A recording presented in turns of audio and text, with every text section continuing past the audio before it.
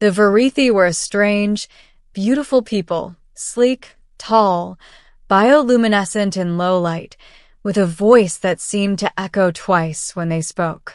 Their capital city, Nyril, shimmered with floating bridges and soft crystal towers. Everything felt alive, humming faintly beneath my boots. I walked through the grand palace hall, clutching the silver case tighter than necessary. "Stay calm," I muttered. In. Out. Easy. But the enormous doors opened, and calm disappeared. She stood at the far end of the room. Lysara, Princess of Verithi, heiress to the Velnaris line, and someone who, unknown to me then, could sense more than just surface thoughts. Her silver hair floated around her like mist, her eyes glowing softly with shifting hues. Her gown shimmered with threads of starlight. She looked ethereal, untouchable, dangerous. When her gaze landed on me, it was sharp and curious, as if I was a puzzle she'd been waiting to solve. "You're the human envoy," she said. It wasn't a question. "Yes, Your Highness," I replied. "I'm only passing through." Her eyes narrowed slightly. "Are you?" she whispered. I froze. She stepped closer, her expression unreadable.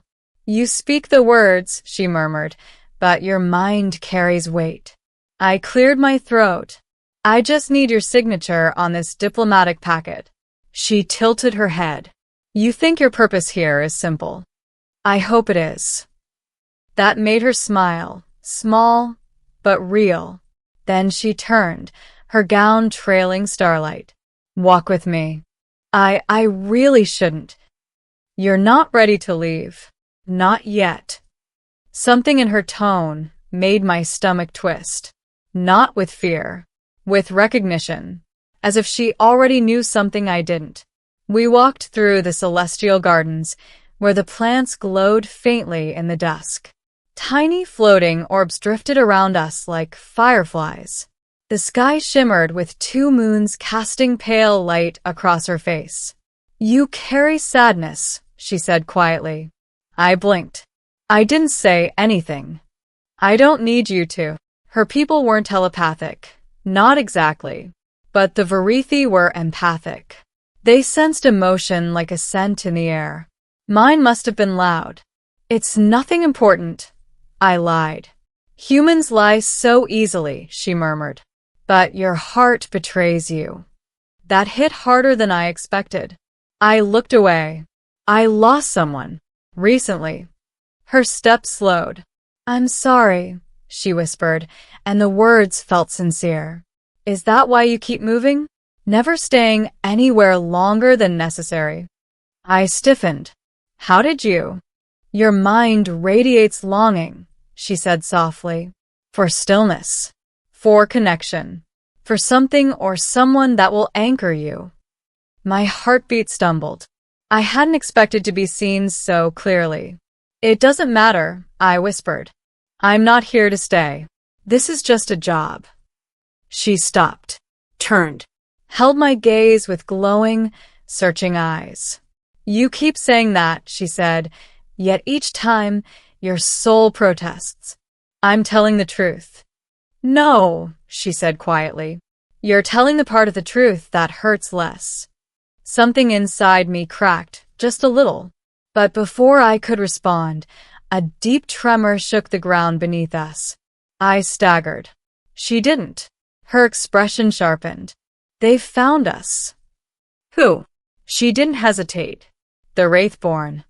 My blood ran cold. The Wraithborn were not ghosts, but close. A race of shadow-like beings who fed on bioluminescent life forms like the Verithi. And worse, they were hunting Lysara. Without warning, the sky tore open, dark streaks descending like falling knives.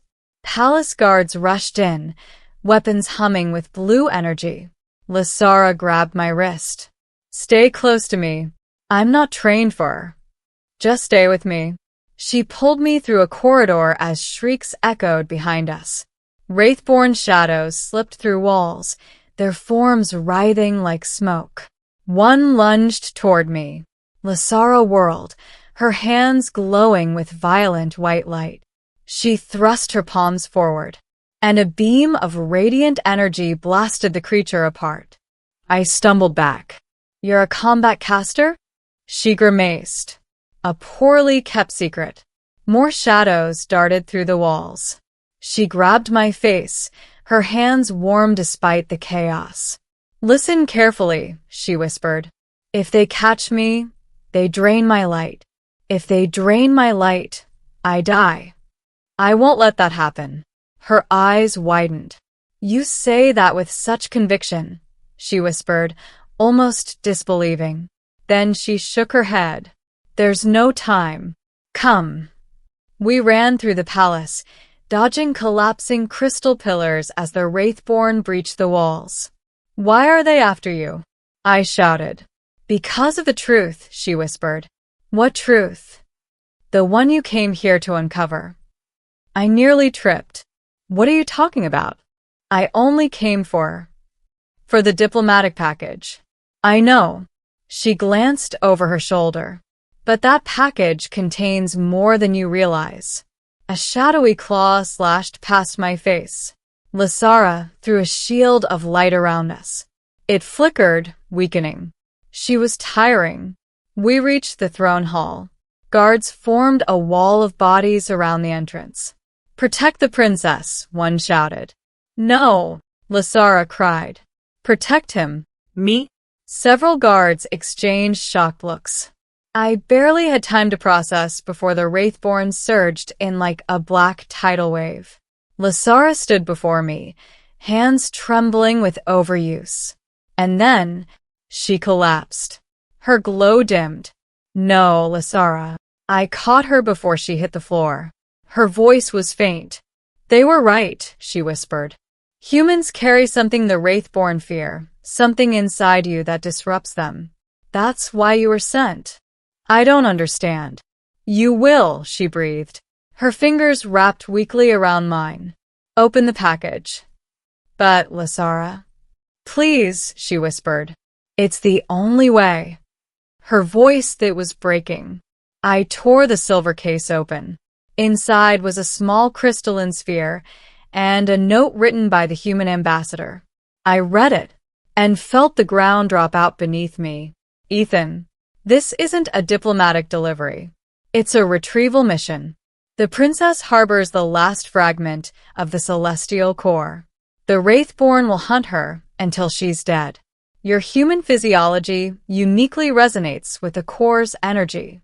If she dies, you must take it. Your immunity makes you the only potential successor." Successor. As in? Heir. As in? Ruler. As in? I wasn't passing through anything. I had been chosen to replace her if she fell. My stomach twisted violently. Lasara looked up at me, pain in her luminous eyes. "You see now," she whispered. "You weren't here by accident." "But I never wanted." Her hand touched my cheek. "I know," she whispered. "I felt your unwillingness the moment you arrived. Then why be kind to me? Why talk to me like someone worth knowing?" she said softly. My throat tightened. "I didn't want you to feel used," she whispered, her glow dimming further. "I didn't want you to think your existence was reduced to duty. I wanted you to leave if you wished, but you kept saying I wasn't ready." "Because," she breathed, "you weren't." Her eyes closed, and the Wraithborn broke through the last line of defense. Ending. The Wraithborn surged toward us, twisted shadows ready to devour her remaining light. I tightened my grip around her trembling form. Something inside me snapped. No. Not her. Anyone but her. I grabbed the crystalline sphere from the box. It vibrated, pulsing in my palm. The Wraithborn hesitated. They sensed it. They feared it. Lasara opened her eyes weakly.